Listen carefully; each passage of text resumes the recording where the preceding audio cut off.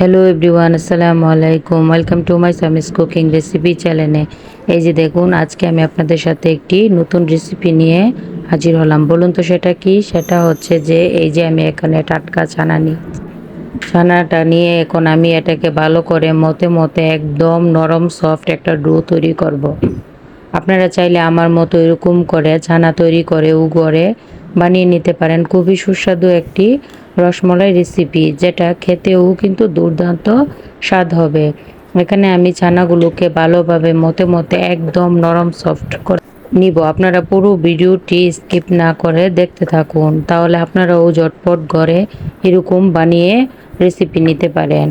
এই যে দেখুন, আমি ছানাগুলো সুন্দর করে একদম একটা নরম সফট ডো বানিয়ে নিয়েছি। এখন এটাকে আমি মিষ্টির আকারে গোল গোল শেপ দিয়ে নেব। আপনারা যার যার ইচ্ছা যেগুলো শেপ দিতে পারেন। এই যে দেখুন, আমি গোল গোল শেপ দিয়ে নিচ্ছি। দেখুন, যেহেতু আমি এই রসমালাই বানাবো, এর জন্য আমি গোল গোল শেপ দিয়ে নিচ্ছি। গোল গোল শেপ দেওয়া হয়ে গেলে আমি আপনাদেরকে দেখাচ্ছি। এই যে দেখুন, আমি একদম সুন্দর করে গোল গোল শেপ দিয়ে নিয়েছি। এরকম করে আমি সবগুলো মিষ্টি বানিয়ে আপনাদের সাথে হাজির হচ্ছি। এই যে দেখুন, আমি সবগুলো মিষ্টি খুব সুন্দর করে বানিয়ে নিয়েছি। এখন আমি চলে যাব সেম আগের প্রসেসে। আপনারা পুরো ভিডিওটি কিন্তু দেখবেন। এখানে চুলায় আমি একটি ফ্রাই প্যান বসিয়ে দিয়েছি। ফ্রাই প্যানটার মধ্যে এখন আমি দিয়ে দিব গরুর দুধ। আপনারা এখানে ইচ্ছে করলে গরুর দুধও ব্যবহার করতে পারেন। যেহেতু রসমলাইয়ের কালারটা অনেকটা সুন্দর আসে, সেজন্য আমি এখানে গরুর দুধ ব্যবহার করছি। এতে করে রসমলাইয়ের কালারটা অনেক সুন্দর হবে। আর দিয়ে দিয়েছি 3টা এলাচ, আর দিয়ে দিব সামান্য একটু পানি দিয়ে এখন দুধটাকে একসাথে আমি মিক্সড করে নেব পানির সাথে। এভাবে আপনারা ঘরে হুটহাট করে ছানা বানিয়ে এরকম রসমলাই তৈরি করে বাচ্চারা অথবা মেহমান অথবা নিজেরাও খেতে পারেন। যে এখন আমি এই ভালো করে গলিয়ে এই পর্যায়ে আমি চুলার আঁচটা দিয়ে দেব। দিয়ে আমি দুধটাকে অনবরত নাড়তে নাড়তে একদম ঘন করে জাল দিয়ে নেব। রসমলাইয়ের দুধটা যত সুন্দর করে জাল হবে, রসমলাইটাও কিন্তু দেখতেও সুন্দর লাগবে, খেতেও দুর্দান্ত স্বাদ লাগবে। এই যে দেখুন, আমার দুধ কিন্তু গরম হয়ে আসছে। এখন আমি আরও জাল দিয়ে এটাকে ভালো করে একদম কমিয়ে সুন্দর করে নেব। এই যে দেখুন, কত সুন্দর করে বলক এসে যাচ্ছে। আমি অনবরত নাড়তে থাকবো। অবশ্যই অনবরত নাড়তে থাকবেন, না নাড়লে এর নিচে দলা বেঁধে যাবে। এই যে কত সুন্দর করে বলক এসে গেছে। এই পর্যায়ে আমি এটাকে আরও একটু নেড়ে চেড়ে ভালো করে জাল দিয়ে নেব।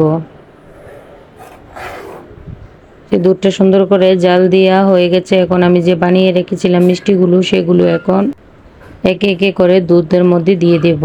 অবশ্যই একটা একটা করে দিতে হবে, না হলে একটা আরেকটার সাথে লেগে ভেঙে যেতে পারে। এই যে দেখুন, আমি এখন সবগুলো মিষ্টি সেম প্রসেসে একসাথে দিয়ে দেব।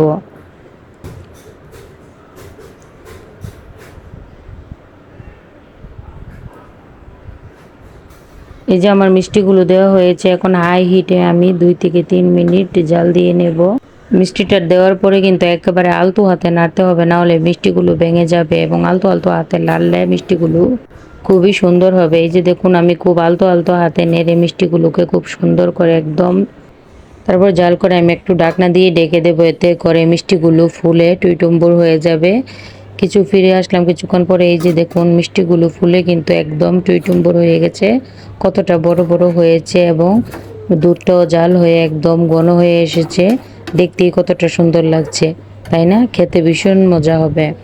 এই যে খুব সুন্দর করে হয়ে গেছে। এই পর্যায়ে আমি এখন চুলার আঁচটাকে অফ করে দেব। যদি আমার ভিডিওটি ভালো লাগে তাহলে অবশ্যই একটা লাইক দিয়ে যাবেন এবং কমেন্টে জানিয়ে যাবেন। আরও নিত্য নতুন রেসিপি পেতে আমার চ্যানেলটিকে সাবস্ক্রাইব করে রাখবেন। এই যে দেখুন, আমি খুব সুন্দর করে এখন কিছুক্ষণ ঠান্ডা করে আপনাদের সাথে ফিরে এসেছি। কতটা সুন্দর হয়েছে। দুধের রসালোটাও কিন্তু খুব সুন্দর হয়েছে, এবং মিষ্টিগুলোও খুব সুন্দর হয়েছে। আমি আপনাদেরকে একটা কেটে দেখাচ্ছি। এই যে দেখুন, একদম ভিতরে রস ঢুকে একদম রসে টুইটুম্বুর হয়ে গেছে। আমি আপনাদের সামনে একটি খেয়েও দেখাচ্ছি কতটা সুন্দর এবং কতটা একদম রসালো হয়েছে। এরকম আরও নিত্য নতুন রেসিপি পেতে অবশ্যই আমার চ্যানেলটিকে